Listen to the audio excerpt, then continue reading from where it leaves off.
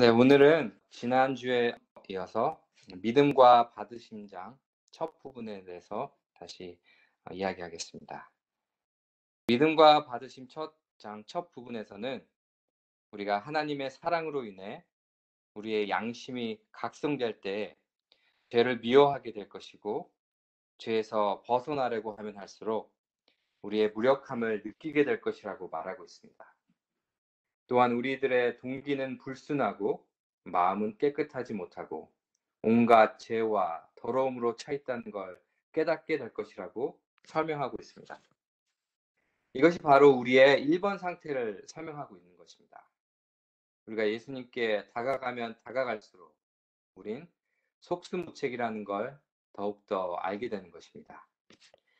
이런 1번 상태를 깨달았을 때 우린 죄에서 사유함을 받고 깨끗해지고 죄에서 해방되기를 갈망할 것이라고 말하고 있습니다. 그러면서 저자는 우리에게 질문합니다.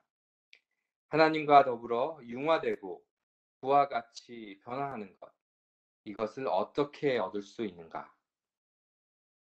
저자는 어김없이 이 장에서도 우리 자신의 노력으로는 평안과 사랑을 얻을 수 없다고 말하면서 오직 돈 없이, 값 없이 선물로 제공한다고 말씀하십니다. 만일 우리가 손을 내밀어 붙잡기만 하면 그것은 우리의 것이 된다고 말하고 있습니다. 성경 주석에서 이렇게 표현된 걸 읽은 적이 있습니다. 믿음은 하나님의 선물을 받는 마음의 손이다 라고요. 우리가 우리의 더러운 죄된 마음을 가지고 주님 앞에 드릴 때 그것을 가져가시고 은혜의 교환을 해주신다고 우린 살펴보았었습니다. 하나님께서는 우리의 더러운 마음을 받으시고 우리에게 믿음을 선물로 주시는 것입니다. 그러면 그 믿음이 마음의 손이 되어 다른 선물들도 받게 되는 것입니다. 성경은 우리에게 말하고 있습니다. 너희 죄가 주홍 같을지라도 눈과 같이 희어질 것이요 진홍같이 붉을지라도 양털같이 되리라. 이사야 1장 18절에 있는 말씀입니다. 새 영을 너희 속에 두고 새 마음을 너희에게 주되 너희 육신에서 굳은 마음을 제하고 부드러운 마음을 줄 것이요. 에스겔 36장 26절에 있는 말씀입니다. 우리가 이 약속을 왜 믿어야 할까요? 예수님께서 우리를 살리시기 위해 모든 것, 생명과 사랑과 고난, 그의 전부를 우리에게 주셨기 때문에 우리가 그 약속을 믿음으로 붙들 수 있게 되는 것입니다. 우리에게 항상 좋은 것만 주시는 분이시기 때문에, 우리의 아버지이시기 때문에 우린 그 말을 믿을 수 있는 것입니다. 저자는 우리에게 말하고 있습니다. 그대들이 죄를 자복하고 중심으로 그것을 버린다고 하자. 또 그대들은 자신을 하나님께 바치기로 결심하였다고 하자. 그렇다고 하면 하나님께 나아가서 그가 그대의 죄를 씻어버리시고 그대에게 새 마음을 주시기를 구하라. 그리고 그가 허락하셨으니 그렇게 하실 것을 믿으라. 이것은 예수께서 세상에 계실 때 가르치신 교훈이니, 즉 하나님께서 허락하신 선물은 우리가 받은 줄로 믿어야 우리의 것이 되는 것이다. 마태복음 7장 11절에는 이렇게 나와 있습니다. 너희가 악한 자라도 좋은 것으로 자식에게 줄 알거든 하물며 하늘에 계신 너희 아버지께서 구하는 자에게 좋은 것으로 주시지 않겠느냐. 똑같은 말씀을 누가복음 11장 13절에는 이렇게 나와 있습니다.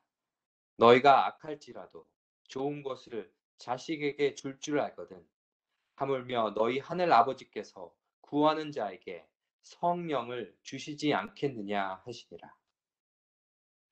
이 두 성경절은 우리에게 분명히 말하고 있습니다. 하나님은 우리에게 좋은 것만 주시기를 원하는 것입니다. 우리를 너무도 사랑하는 자녀들로 여기시기 때문입니다. 또한 우리가 성령님을 구할 때 우리에게 모든 좋은 것을 주시는 것입니다. 그러므로 우린 오직 성령님을 구해야 합니다. 이 장에서는 예수님께서 사람들의 질병을 고쳐주심으로 죄를 사하실 수 있는 그분의 능력을 믿게 하게 하셨다라고 나와 있습니다. 예수님은 어떻게든 우리를 믿게 해주고 싶어 하신다는 사실입니다. 이 장에서 38년간이나 수족을 쓰지 못한 불쌍한 병자에 대한 이야기를 합니다. 책에는 이렇게 쓰여 있습니다. 그는 그리스도의 말씀을 믿었으니 곧 나은 줄로 인정하고 즉시 힘을 써서 걸으려고 하였으니 걷게 되었다. 그가 그리스도의 말씀을 따라 행할 때에 하나님께서 능력을 주셨다. 그는 그 병이 나았다.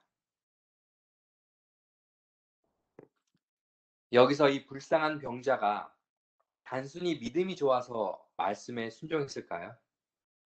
그 과정을 영감의 교훈을 통해 다시 한번 떠올려 보겠습니다. 예수님께서는 38년간을 속절없이 불구자로 지내온 한 영혼을 보셨습니다. 오랜 불행의 세월을 보낸 그를 불쌍히 여기는 사람들이 그를 연못 가까이까지 실어다 주곤 했습니다. 그러나 꼭 혜택을 입어야 할 그 순간에 그를 도와서 물속에 넣어줄 사람은 정작 없었습니다. 그는 물결이 일어나면 병이 낫는다는 미신을 생각하고 그 물속에 들어가고 싶었지만 경쟁에 밀려 실망의 반복에 희망을 잃어가고 있었습니다. 그렇게 희망의 불빛이 꺼져가고 있는 영혼에게 예수님은 한없는 동정을 가지시고 그에게 다가갑니다.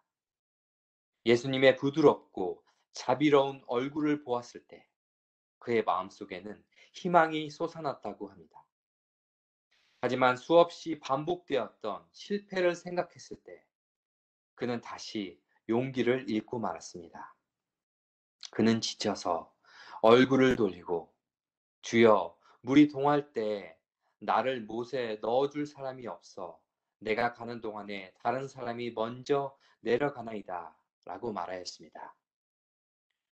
예수님께서는 이 불쌍한 환자에게 당신을 믿는 믿음을 행사하도록 요구하지 않으셨습니다. 그분은 단순히 일어나 네 자리를 들고 걸어가라고만 하셨습니다. 그의 처절하고 불쌍한 상태를 잘 아셨기 때문입니다. 그 병자가 잡을 수 있을 만한 곳까지 그분의 손을 내민 것입니다.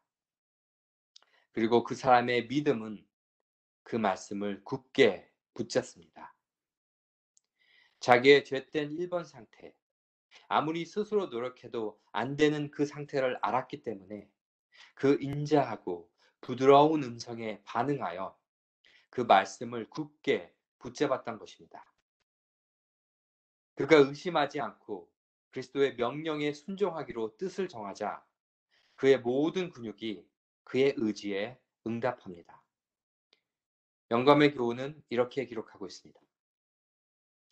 우리도 같은 믿음을 통하여 영적인 치유를 받을 수 있다. 우리는 죄로 말미암아 하나님의 생명에서 단절되었다. 우리의 영혼은 마비되어 있다.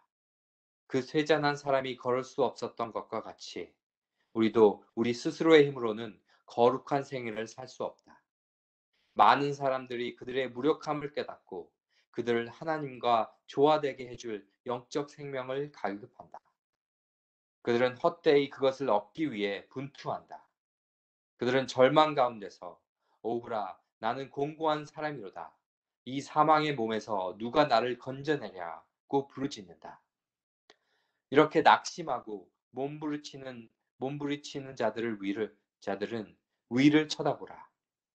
구주께서는 자신의 피로 사신 자들을 굽어보며 말할 수 없는 연민과 긍휼로 네가 낫고자 하느냐고 말씀하신다.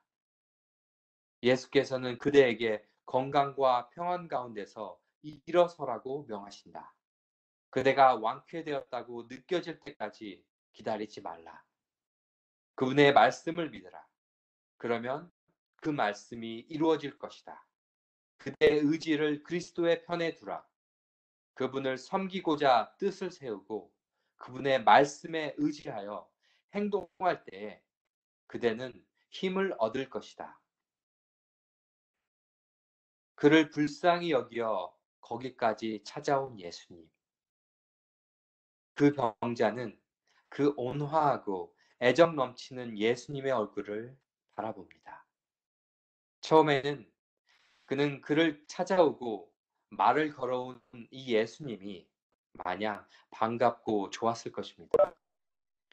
하지만 말할 수 없는 연민과 긍휼의 눈빛으로 그 사랑의 눈동자로 다른 사람이 아닌 자기를 바라봤을 때 마음은 녹아내리고 그리스도의 말씀을 따라 행할 수밖에 없는 상황이 만들어진 것입니다. 이런 과정이 없이 그냥 어떤 무뚝뚝한 혹 저 같은 사람이 와서 그렇게 말했다면 이 병자가 그 말대로 행했을까요? 우리가 항상 알아야 하는 것은 우리에게 믿음을 주시는 분은 하나님이라는 사실입니다. 믿음이 적은 자들에게는 더 가까이 다가오시고 더 사랑을 보여주십니다. 왜냐하면 우리가 믿게 하기 위해서입니다. 오직 이것을 기록함은 너희로 예수께서 하나님의 아들 그리스도이심을 믿게 하려 하며 또 너희로 믿고 그 이름을 힘입어 생명을 얻게 하려 함이니라.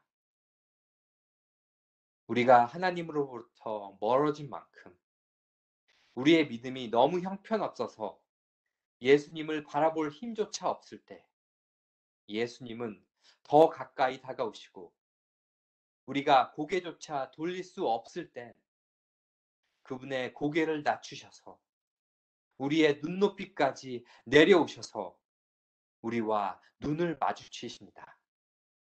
왜냐하면 예수님은 어떻게 해서든지 우리를 살리시려고 하시기 때문입니다. 우리가 어떤 상황에 처해 있든지 우리가 얼마나 구제불능이고 믿음이 부족한든지 상관없이 예수님은 우리의 부족함을 채우고도 남을 만한 사랑과 능력과 의지를 가지고 계신 것입니다. 여기서 우린 어떻게 우리에게 믿음이 주어지는지 다시 한번 살펴볼 필요가 있습니다. 히브리서 12장 2절에는 이렇게 나와 있습니다. 믿음의 주요 또 온전케 하시는 이인 예수를 바라보자. 다른 번역에 보면 믿음의 창시자이시며 완성자이신 예수님을 바라보자라고 말하고 있습니다. 우리 마음에 믿음을 창조하시고 완성하시는 분은 예수님이라는 것입니다. 주석에는 이렇게 설명하고 있습니다. 그리스도는 은혜의 원천이다. 타락한 인간들을 죄의 음침한 어둠에서 불러내 복음의 영광스러운 빛 속으로 인도하는 이는 그리스도이시다. 갈바리에서 대속의 공로로 자신의 은혜로 그들을 의롭게 하시는 이는 그리스도이다. 하늘 가는 길을 밝게 하는 이는 그리스도이다. 즉 모든 어려움과 모든 어려움을 극복하고 마지막까지 인내할 수 있는 은혜와 능력을 위하여 베드로가 갈릴리 강풍의 파도 위를 걸을 때 깨달은 것처럼 구주에게서 시선을 돌리면 비록 잠시일지라도 위험하다. 예수께 믿음의 눈을 계속 고정하면 능력의 근원이시니 우리에게 참고 극복하도록 힘을 줄 수 있는 그분과 끊어지지 않는 접촉을 유지하게 한다. 여기서 우린 아주 중요한 사실을 깨달아야 합니다. 믿음의 창시자, 선구자는 예수님이라는 것입니다. 즉 예수님이 우리 마음의 믿음을 창조해 주시는 분이라는 것입니다. 우리 마음의 믿음을 창조해 주실 뿐 아니라 완성해 주시는 분이라는 것입니다. 그렇기 때문에 우리가 예수님을 바라보면 그 믿음을 우리에게 주시고 자라게 해주신다는 놀라운 사실입니다. 이 주석에서는 베드로의 이야기를 언급합니다. 베드로는 그동안 예수님의 관계 속에서 믿음이 생겼습니다. 그래서 물 위를 걸으라는 예수님의 말씀에 순종할 만큼 그에게 신뢰를 주신 것입니다. 예수님만 바라볼 때에는 성난 바람과 파도는 보이지 않고 그의 시선이 예수님에게 고정되었을 때 그의 믿음이 작동했습니다. 하지만 그의 시선이 자아를 자랑하려고 다른 곳을 바라보았을 때 여지없이 빠지고, 하지만 그런 베드로를 불쌍히 여기시고 베드로가 빠진 곳까지 다가오시고 즉시 손을 내밀어 붙잡아 주십니다. 우리에게 믿음을 창조하신 분이 우리가 넘어지고 쓰러질지라도 다시 일으켜 세우시고 우리의 믿음을 완성시키시겠다고 말씀하십니다. 우리가 예수님을 다시 바라보기만 한다면요. 저자는 계속해서 말하고 있습니다. 하나님을 믿는 이 단순한 행동으로 성신께서는 그대들의 마음속에 새 생명을 나게 하신 것이다. 그대들은 하나님의 가족 가운데 한 어린아이로 태어났나니 하나님께서 당신의 아들을 사랑하신 것처럼 그대들을 사랑하실 것이다. 이 얼마나 놀라운 특권인가요? 하나님께서 당신의 아들을 사랑하신 것처럼 우리를 사랑하신다는 것입니다. 어떻게 이렇게 보잘것없고 죄 많은 나를 하나님께서 당신의 아들을 사랑하시는 것 같이 사랑하실 수 있을까요? 우리가 이 약속을 조금이라도 깨닫게 된다면 우리의 삶이 완전히 변하게 되지 않을까요? 그럼 우리는 어떻게 어린아이처럼 단순한 행동을 가지고 예수님께 나아가야 되나요? 저는 아이들을 안는 걸 참 좋아하는데요. 제가 허리가 그렇게 좋은 편은 아니지만 그래도 안을 수 있을 때 아이들이 안기고 싶어 할 때마다 안아주려고 노력합니다. 근데 이 두 아이들이 하나가 안겨 있으면 다른 하나도 안아달라고 합니다. 특히 계단을 올라갈 때 안아달라고 많이 하는데 저희 집이 지하가 있는데 어쩔 때는 지하에서부터 2층까지 가파른 계단을 올라가야 되는데 두 아이를 안고 끝까지 올라가면 정말 힘듭니다. 근데 아이들은 참 좋아하죠.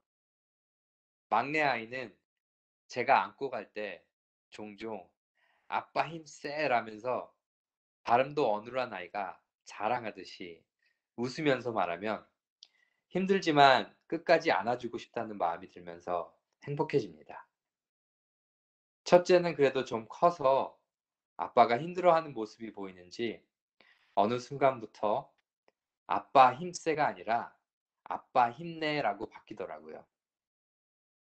하지만 아이들이 이제 더 크고 무거워지면 이 즐거운 일도 하지 못하겠죠. 이렇게 인간 아빠의 팔의 힘은 한계가 있고 연약하지만 우리 하늘 아버지의 팔은 어떻습니까?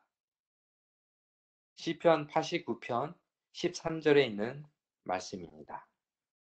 주의 팔에 능력이 있사오며 주의 손은 강하고 주의 오른손은 높이 들리우셨나이다. 또 이사야 40장 11절에 있는 말씀입니다. 그는 목자같이 양떼를 먹이시며 어린 양을 그 팔로 모아 품에 안으시며, 또 영감의 교훈에는 이렇게 표현했습니다. 하나님의 영원하신 팔은 그 영혼이 아무리 미약할지라도 도움을 구하기 위해 그분에게 오는 영혼을 감싼다. 영원하신 하나님의 팔이 도움을 위하여 하나님께 돌이키는 영혼을 감싸준다. 하나님은 당신의 자녀들이 당신께 도움을 요청하기를 바라시며 그들 자신이 할 수 없는 일들을 그분이 하시도록 신뢰하기를 원하신다. 주의 영원하신 팔을 찬양하는 찬미도 있죠. 주의 친절한 팔에 안기세 우리 마음이 평안하리니 항상 기쁘고 복이 되겠네. 영원하신 팔에 안기세 주의 팔에 그 크신 팔에 안기세. 예수님의 팔은 연약한 인간 아빠의 팔하고는 비교할 수도 없는 강하고 능력 있는 우리를 언제나 안아주시고 끝까지 들고 가실 수 있는 팔입니다. 그 영원하신 팔로 우리 모두를 안아 정로의 계단을 올라갈 수 있게 해주실 것입니다. 그 능력의 팔에 우리 모든 걸 의지하고 믿어야 되지 않겠습니까? 예수님께서는 우리가 죄 많고 무력하고 도움이 요구되는 상태 그대로 예수님께 나오는 것을 좋아하신다고 말하고 있습니다. 우리가 죄로 인해 상처투성이가 되고 상한 심정으로 주님 앞에 나가면 우리를 그 사랑의 영원하신 팔로 안아주시고 우리 상처를 싸매시고 깨끗게 씻어주시는 일을 그의 영광으로 여기신다는 놀라운 사실인 것입니다. 우리가 그런 분한테 나아가는 걸 주저할 이유가 뭐가 있겠습니까? 저는 또 이렇게 말합니다. 많은 사람은 여기에서 실패하나니, 즉, 저들은 예수께서 저희를 직접 또는 개인적으로 용서하신다는 것을 믿지 아니한다. 그리고 저들은 하나님이 말씀하시는 것을 믿지 않는다. 조건대로 응하는 모든 자들이 저희 모든 죄가 관대히 용서함을 받는다는 것을 아는 것은 저희의 특권이다. 예수님께서 만약에 이 세상에 잃어버린 자가 단 한 사람만 있었어도 그 한 사람을 위해 기꺼이 이 세상에 오셔서 똑같은 일을 하셨을 것입니다. 그 한 사람이 다른 사람이 아니라 바로 나 자신인 것입니다. 그렇기 때문에 우리가 심판의 자리에 설 때에도 이 세상에 단 한 사람밖에 없는 것처럼 보실 것이라고 하셨습니다. 예수님께서는 오직 나 개인의 죄를 위해 그 모든 일을 행하셨고 용서하셨다는 사실을 알아야 합니다. 그것은 우리의 특권이라고 말하고 있습니다. 예수님은 나의 하나님이시고 나의 구세주이신 걸 내가 진정으로 깨달을 때 우리의 삶은 진정으로 변하게 될 것입니다. 우리에게 개인적으로 찾아오시는 예수님을 묵상하면서 사마리아 여인에게 찾아오신 예수님의 이야기가 생각이 났습니다. 그 이야기를 잘 설명하는 노래가 있어서 나누기를 원합니다. 제목은 나는 사마리아 여인에게 말을 건다입니다. 내가 사마리아에 가는 이유는 그곳에 울고 있었던 네가 있어서 햇볕이 따갑고 그늘도 없는 낮에 나는 기다렸단다. 네가 내게 오기를. 아무도 찾지 않는 한 낮의 우물가에 어젯밤 울다 잠든 네가 내게로 온다. 아무도 찾지 않는 한 낮의 우물가에 이제껏 삶에 지친 네가 내게로 온다. 나는 사마리아 여인에게 말을 건다. 기쁨에 차 말을 건다. 하늘 보자 내려놓고 그래 여기에 왔다고. 넌 내게 다시 이리 재촉한다. 그 물을 내게 달라 한다. 넌 이미 보았다. 그 물이 여기에 바로 내 안에 있어.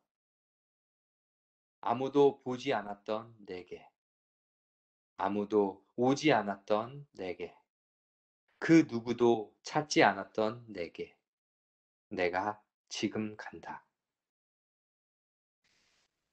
그 사마리아 여인은 예수님께서 오직 그 한 여인만을 위해서라도 하늘 보좌를 버리시고 오셨을 거라는 걸 알았을까요? 마찬가지로 예수님께서 나 하나만을 위해서라도 이 땅에 오셨을 것이고 그 희생과 고난을 당하셨다는 걸 우리가 알게 될 때, 나의 죄를 위해 돌아가셨고 나의 죄를 용서하시겠다는 나를 향한 그 사랑을 깨닫는 것은 놀라운 특권이고, 비로소 그것을 알 때 우리는 그 발 앞에 엎드려 눈물을 흘리게 되는 것입니다. 그 여자는 자기의 필요를 그렇게 크게 깨닫게 해준 적이 없었고, 자기의 어두운 생애의 비밀과 슬픔을 드러내셨음에도 그 여자는 자기를 불쌍히 여기고 사랑해주는 친구라고 느꼈다고 기록하고 있습니다. 예수님의 인재의 순결이 그녀를 정죄했지만 그분은 책망은 한마디도 하지 않고 영혼을 소생시킬 수 있는 당신의 은혜에 대하여 말씀하셨습니다. 그녀가 말하던 사람이 메시아라는 말을 듣고 그 여인의 마음속에는 믿음이 솟아올랐다고 말하고 있습니다. 그제서야 자기의 우울하고 슬픈 인생에 메시아가 자기를 개인적으로 만나러 오셨다는 걸 알았을 때 그녀는 기쁨으로 충만하였고, 그녀가 우물에 나온 용모도 잊어버리고 물동이도 버려둔 채 자기를 찾아온 예수님을 남에게 전하기 위하여 달려갔습니다. 그렇게 사람을 피해 다니던 그녀가 너무도 뜨거워서 아무도 물을 기르러 오지 않는 그 시간대에 사람을 피하기 위해서 물을 기르러 오던 그녀가 아주 심한 대인 기피증에 있던 그녀가 이제는 사람만 찾아다닙니다.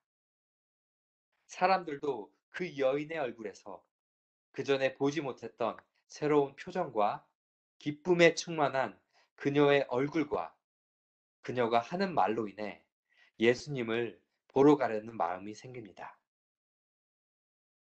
그때 예수님의 마음은 어땠을까요? 예수님은 제자들이 꺼려하는 그 사마리아에 머물기로 하셨습니다. 그곳에 가기 전까지 예수님의 전도가 거의 열매를 내지 못하고 거절당하셨으므로 기진하고 피곤하셨지만 그 여인을 만나기를 소홀히 하지 않으셨습니다. 예수님께서 우물가에 앉아 계실 때에는 그분은 허기와 갈증으로 피곤하셨습니다.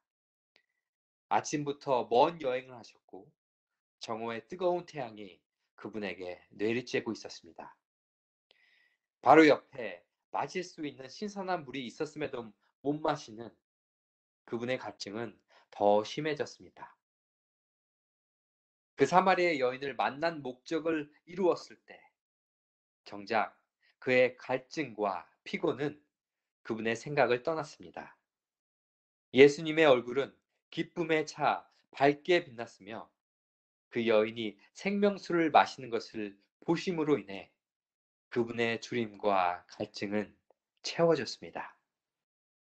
진리를 위해 줄이고 목마른 한 영혼을 섬기는 것이 그분에게는 먹고 마시는 것보다 더 기쁜 일이었고, 예수께서는 그것이 안위와 원기 회복의 요소였다고 설명하고 있습니다. 자비심은 그분의 영혼의 생명이었다고 말하고 있습니다. 이 세상에서 당하신 고통과 여러 가지 불편함은 그분에게는 우리를 사랑하시는 그 강렬한 마음에 비하면 아무것도 아니었던 것입니다. 영감의 교훈은 십자가 위에서까지 그분께서는 당신이 구원하러 오신 자들에 대한 깊은 사랑 때문에 자신의 고통을 잊어버리셨다라고 말하고 있습니다.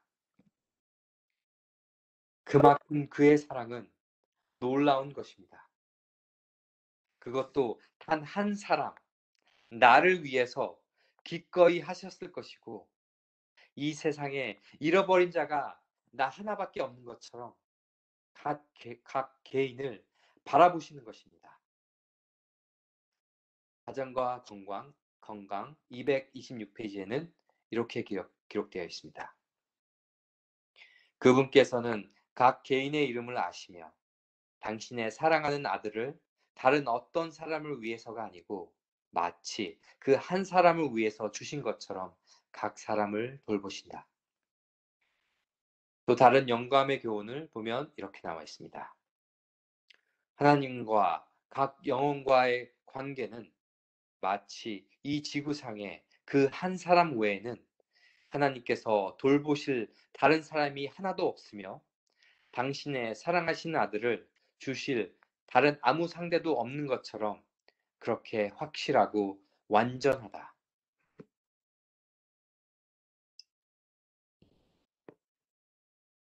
우리의 믿음이 작고 크고는 예수님이 우리한테 다가오심에는 그리 중요하지 않습니다.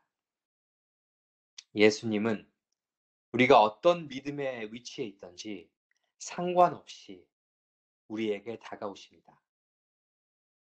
우리를 찾아 이 더럽고 죄 많고 이 낮은 이 땅에 오신 것이 그걸 확실하게 증명하고 있습니다. 우리의 전신이 마비되어 희망 없이 죽어가고 있고 반복되는 수없는 실패와 좌절에서 빠져서 고개를 들 힘조차 없는 우리에게 친히 다가오사 고개를 낮추어 우리를 말할 수 없는 동정의 눈빛으로 바라보시며 네가 낫기를 원하느냐? 내가 반드시 낫게 해주겠다 라고 말씀하십니다. 세상에서 사람들한테 버림받고 상처받아서 아무도 자기를 찾지 않았고 아무에게도 자기를 드러내기 싫어서 상처를 마음에 간직하며 사람들을 피해 다녔던 그녀를 친히 찾아오셨던 예수님은 오늘날 우리에게, 아니, 나만을 바라보시고 찾아오십니다. 나를 위해 하늘 보좌를 버리시고 나를 위해 고통당하셨지만 희망 없이 죽어가는 나를 세상의 슬픔과 상처를 안고 사는 나에게 친히 찾아오시는 것입니다. 바로 나에게 믿음을 주시기 위해, 그래서 내가 그 믿음으로 주님의 사랑을 받게 하시기 위해, 나를 살리시기 위해 이 세상에 다른 사람은 없는 것처럼 한 사람 한 사람에게 다가오시는 것입니다. 우리가 느끼는 감정 때문에 믿는 것이 아니라 하나님께서 나타내신 반드시 나를 살려내시겠다는 사랑을 알고 그 약속을 알고 하나님께서 허락하심을 알기 때문에 믿게 되는 것입니다. 그래도 우리 믿음이 부족하다고 실망하고 있다면 주여 내 믿음 없음을 도와주소서라고 기도하시면 우리를 반드시 도와주실 것입니다. 믿음의 주요 또 온전하게 하시는 이인 예수를 바라보자. 우리의 믿음을 우리 안에 창조하시고 완성케 하시는 예수님을 항상 바라보시는 저와 여러분들이 되시길 간절히 바랍니다.